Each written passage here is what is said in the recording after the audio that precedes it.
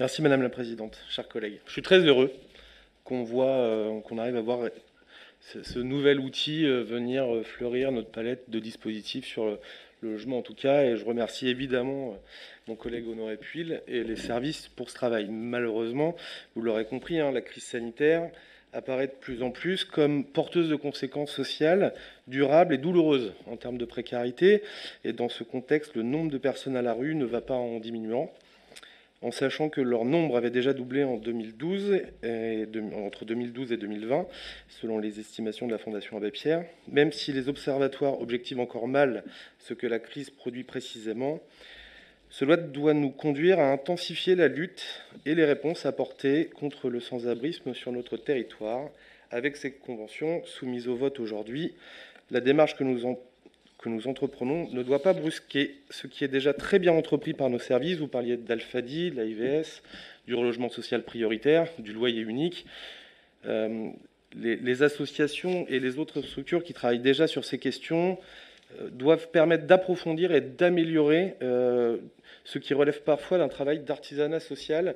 Et c'est bien ça que nous invite à faire le logement d'abord dans sa caractéristique profonde.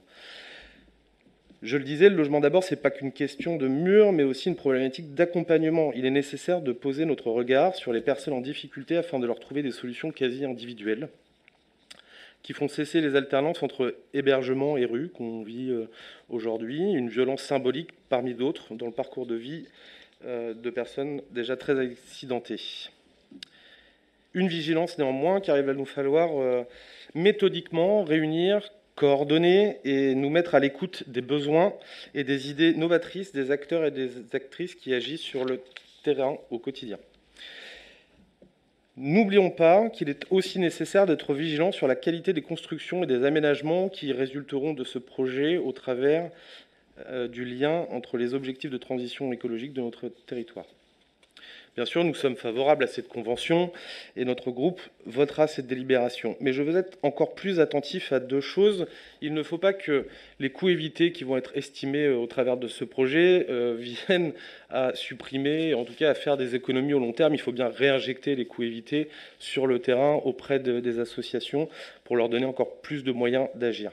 Et la deuxième, c'est la fin de la convention en 2022 qui peut un peu stresser les acteurs et de nous dire que l'État peut-être ne réengagera pas, et ça on ne le sait pas et c'est le risque, mais en tout cas il faudra nous à la métropole être attentifs à ne pas nous désinvestir de cette question-là si l'État le décide.